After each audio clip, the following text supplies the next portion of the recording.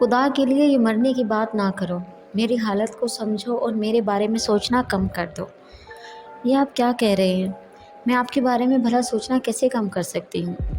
میرا دل اور ذہن آپ کا ہے، میں سر سے پاؤں تک روح سمیت آپ کی ہوں۔ میں جانتی ہوں کہ کچھ عرصے بعد آپ کی شادی ہو رہی ہے، لیکن مجھے اپنے سچے جذبوں پر کامل بھروسہ ہے۔ اگر آپ مجھے اس جہاں میں نہ مل سکے تو اس جہاں میں ضرور ملیں گے۔ مرنے کے بعد ہماری روحیں ایک ہو جائیں گی۔ اور پھر اس کے ساتھ ہی فون بند ہو گیا۔ موبائل آف ہونے کے بعد میری حالت بہت زیادہ مضطرب ہو چکی تھی۔ میں آنکھیں بند کیے بڑی بڑی سانسیں لے رہا تھا۔ مجھے سانس لینے میں کافی تنگی محسوس ہو رہی تھی۔ پیٹھ کی طرف سے دل والی جگہ پر بہت درد بڑھ چکا تھا۔ اگلے دن صبح میری حالت قابل رحم تھی۔ بک اسٹال پر میرا دل نہیں لگ رہا تھا۔ میں کسٹمرز کو بھی صحیح طرح سے ڈیل نہیں کر پا رہا تھا۔ میرا ذہن مسکان کی طرف تھا۔ میری سوچ و بچار میں اضافہ ہو چکا تھا اور میری سانسوں کی تنگی بھی بڑھ گئی تھی۔ اب تو بک اسٹال پر مجھے بڑی بڑی سانسوں کا سہارا لینا پڑ رہا تھا۔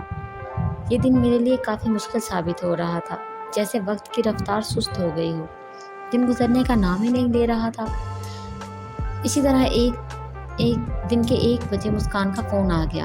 اس وقت دکان میں کچھ کسٹمرز تھے، جس کی وجہ سے میں فون اٹینڈ نہیں کرنا چاہتا تھا۔ ویسے بھی جو میری حالت ہو چکی تھی، دل چاہ رہا تھا کہ ابھی فون اٹینڈ نہ ہی کروں۔ بیل آتی رہی، میں نے فون اٹینڈ نہ کیا۔ مسلسل بیل آنے کے بعد موبائل خاموش ہو گیا۔ اب موبائل تو خاموش ہو گیا، پر میری حالت غیر ہونے لگی تھی۔ جب دکان سے کسٹمرز چلے گئے تو میں نے مسکان کو فون ملایا۔ کال پہلی بیل پر ہی اٹینڈ ہو گئی۔ مسکان روتے ہوئے بولی، آپ کو کیا ہو گیا ہے؟ آپ نے میرا فون کیوں نہیں اٹینڈ کیا؟ میری سانس رکنے لگی تھی۔ اگر کچھ دیر آپ مجھے فون نہ کرتے تو پتہ نہیں میرے ساتھ کیا ہو جاتا۔ آپ آئندہ اس طرح نہ کرنا، نہیں تو میں مر جاؤں گی، قسم سے میں مر جاؤں گی۔ مسکان اتنا کہہ کر خاموش ہو گئی۔ اب میرے کانوں میں اس کی رونے کی آواز آ رہی تھی۔ میں شرمندگی سے بولا، سوری مسکان، جب تمہارا فون آیا اس وقت دکان میں کچھ کسٹمرز بیٹھے تھے، اس وجہ سے تمہارے فون اٹینڈ نہیں کیا۔ میں نے سوچا جب وہ چلے جائیں گے پھر تمہیں فون کروں گا۔ تم نے اتنی سی بات پر مرنے والی باتیں شروع کر دی۔ پلیز مسکان، ایسی باتیں نہ کیا کرو، میرے دل کو کچھ ہونے لگتا ہے۔ مسکان روتے ہوئے بولی، مزید کچھ عرصہ مجھے برداشت کر لیں۔ کتنی بار آپ سے التجا کر چکی ہوں کہ اپنی شادی تک مجھے خود سے دور نہ کریں۔ آج آپ نے میرا فون اٹینڈ نہ کر کے مجھے نظر انداز کیا۔ آپ کی تھوڑی سی بے رخی سے دیکھ لیں میری حالت کیسی ہو گئی ہے۔ قسم سے میری حالت مرنے والی ہو گئی تھی۔ اگر آپ کچھ دیر اور کال نہ کرتے تو قسم سے میں نے مر جانا تھا۔ بس آج آپ مجھ سے وعدہ کریں کہ آئندہ ایسا نہیں کریں گے۔ میں بہت پیار سے بولا، مسکان، میں تم سے وعدہ کرتا ہوں، میں جہاں بھی ہوا ہر صورت و حال میں تمہیں فون کروں گا۔ آج کی طرح لاپرواہی نہیں کروں گا، تمہارا فون اٹینڈ کروں گا۔ ایسے نہیں، آپ میری قسم اٹھائیں۔ وہ آنسوؤں سے بھیگی ہوئی آواز میں بولی، مجھے تمہاری قسم آئندہ ایسا نہیں ہوگا۔ اب رونا بند کرو، ہنسو نہ۔ مسکان کے ہنسنے کی آواز آئی تو میں خوشگوار انداز سے بولا، مسکان، تمہاری ہنسی بہت خوبصورت ہے، بس اسی طرح ہنستے رہا کرو۔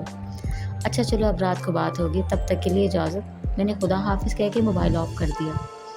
مسکان سے بات کر کے میں اداس ہو چکا تھا۔ جس طرح اس نے رونے والی آواز میں مرنے والی باتیں کی تھی، میں اس کے لیے بہت فکر مند ہو چکا تھا۔ میری ایک چھوٹی سی غلطی اس کی جان لے سکتی تھی۔ وہ محبت کی آخری سٹیج پر تھی۔ میں خود تو پہلے ہی عظمیٰ سے محبت کے اس تجربے سے گزر چکا تھا۔ مسکان بہت مشکل میں تھی۔ اپنی شادی تک میں نے اس کا خیال رکھنا تھا، کوئی ایسی غلطی نہیں کرنی تھی جس سے اس کی جان کا خطرہ ہو۔ مسکان کے حوالے سے میں بہت فکر مند ہو گیا تھا اور اسی پریشانی میں دن کے اوقات میں عظمیٰ کو فون کرنا چھوڑ دیا تھا۔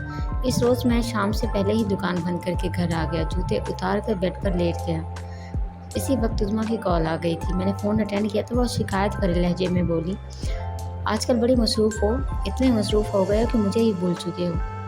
میں اپنی آواز خوشگوار بنا کے بولا، ایسی کوئی بات نہیں، میں بس ابھی تمہیں فون کرنے ہی والا تھا۔ اچھا جی، ویسے گزشتہ کچھ دنوں سے اچھے خاصے الجھے لگ رہے ہو، کیا بات ہے مجھے بتاؤ نا۔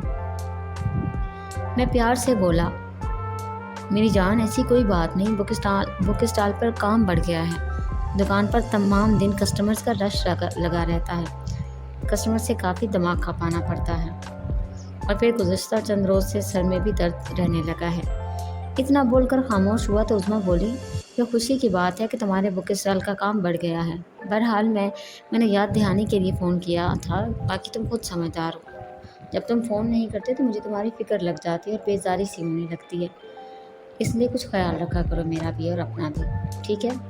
باقی باتیں رات کو ہوں گی۔ عظمیٰ نے خدا حافظ کہہ کر فون بند کر دیا۔ عظمیٰ کی شکایت بالکل درست تھی۔ جب سے مسکان میری زندگی میں آئی تھی عظمیٰ پر میری توجہ کم ہو گئی تھی۔ اب میں ایک بہت بڑی الجھن میں گرفتار ہو گیا تھا۔ اگر میں مسکان کو نظر انداز نہ کرتا تو اس کی جان جا سکتی تھی۔ شادی تک میں کسی صورت اس کا ساتھ نہیں چھوڑ سکتا تھا۔ عظمیٰ کو تو میں سنبھال سکتا تھا، لیکن مسکان کو نظر انداز کرنے کے بعد سنبھالنا بہت مشکل تھا اور میں یہ رسک نہیں لے سکتا تھا۔ شادی تک تو مجھے اس کا ہر طرح سے خیال رکھنا تھا۔ عظمیٰ سے لاپرواہی کا مداوع ہو سکتا تھا، لیکن مسکان سے لاپرواہی برتنا اس کی جان لینے کے مترادف تھا۔ مجھے اس بات کا اندازہ دن کے وقت فون نہ اٹینڈ کر کے ہو چکا تھا۔ اب میں دوبارہ ایسی غلطی کبھی نہیں کرنا چاہتا تھا۔ کروٹیں بدل کر 11 بجے پیکج والی سم لگا کر میں نے مسکان کو فون کیا۔ پہلی بیل پر ہی فون اٹینڈ ہوا۔ فون اٹینڈ ہوتے ہی مسکان نے بےقرار آواز سے پوچھا، کیسے ہیں آپ؟ میں ہنستے ہوئے بولا، بس ٹھیک ہوں۔ کیا ہوا، خیریت تو ہے؟ آپ بس ٹھیک ہوں کہہ رہے ہیں نا؟ ایک تو آپ میری ہر بات پر نظر رکھتی ہیں، میں ہنستے ہوئے بولا۔ وہ بھی ہنسی تھی۔ مجھے آپ کے بارے میں سوچنے کے علاوہ کام ہی کیا ہے؟ لیکن مسکان، جو تم مجھ سے محبت کر رہی ہو یہ لا حاصل ہے، یہ چاند اور چکور والی محبت ہے۔ میری شادی کے بعد تمہیں کیا ملے گا؟ بہت کچھ، مبے ساختہ بولی۔ ابھی سے اتنا کچھ مل چکا ہے، آپ میرے لیے زیادہ فکر مند نہ ہوں۔ آپ کی شادی کے بعد میرا اللہ مالک ہے۔ فی الحال تو آپ مجھ سے پیار کریں، مجھے گھٹکے ملیں۔ گھٹکے کیسے ملوں؟ تم کہاں، میں کہاں؟ ہماری محبت موبائل تک ہی محدود ہے۔ موبائل بند کر دیں تو ہماری محبت کا کیا انجام ہوگا؟ میں نے سنجیدگی سے یہ سوال کیا۔ ابھی سے موبائل بند کرنے کے متعلق سوچنے لگے؟ اپنی شادی کو تو ہو لینے دیں، اپنی شادی تک موبائل بند ہونے والی باتیں بھی نہ کریں۔ اس کا لہجہ اداسی سے بھرا ہوا تھا۔ مسکان، تم خوابوں کی دنیا میں کب تک رہو گی؟ آخر ایک روز تو تمہیں حقیقت کا سامنا کرنا پڑے گا۔ ہمارا ملن کسی صورت میں نہیں ہو سکتا۔ ہم ایک دوسرے سے مل سکتے ہیں، زمین آسمان سے کیسے ملے؟ ندی کے دو کنارے کیسے مل سکتے ہیں؟ اور چکور چاند کو کیسے چھو سکتی ہے بھلا؟ مسکان، تمہاری محبت لا حاصل ہے۔ مسکان فوراً بولی، یہ تو آپ کا خیال ہے، میرا نہیں۔ مجھے اللہ تعالیٰ کی ذات پر بھروسہ ہے۔ بقول آپ کے میری محبت لا حاصل ہے، لیکن میں کہتی ہوں کہ میری محبت لا حاصل نہیں ہے۔ میں نے ایک دن آپ سے ملنا ہے، میں نے آپ کو حاصل کر لینا ہے۔ وہ وقت ضرور آئے گا، مجھے اپنے سچے جذبوں پر یقین ہے۔ ایک دن میں آپ کے سامنے ہوں گی۔ اس کا لہجہ یقین سے بھرا ہوا تھا۔ میں ایک لمبی سانس لے کر بولا، مسکان، تم افسانوی باتیں کر رہی ہو۔ ایسا فلموں اور ڈراموں میں ہو سکتا ہے، حقیقی زندگی میں نہیں۔ ہم فلموں اور ڈرامے کے کردار نہیں، حقیقی زندگی کے کردار ہیں۔ مسکان جھٹ سے بولی، گو کہ ہم زندگی کے حقیقی کردار ہیں، لیکن ہماری محبت کے جذبے آسمانی ہیں۔ ہماری محبت افسانوی نہیں ہے۔ آپ اس طرح کی باتیں نہ کریں۔ آپ کی ایسی باتوں سے میرا دل اداس ہو جاتا ہے۔ آپ نا امید ہیں، میں نہیں۔ مجھے امید ہے کہ ایک دن ایسا ضرور آئے گا کہ آپ میرے سامنے ہوں گے اور میں آپ سے ملوں گی۔ میں نہ چاہتے ہوئے بھی ہنس پڑا۔ آپ مجھے کسی ناول کا مافوق الفطرت کردار لگ رہی ہیں۔ موجودہ زندگی میں ایسا ممکن نہیں۔ یہ افسانوی باتیں ہیں۔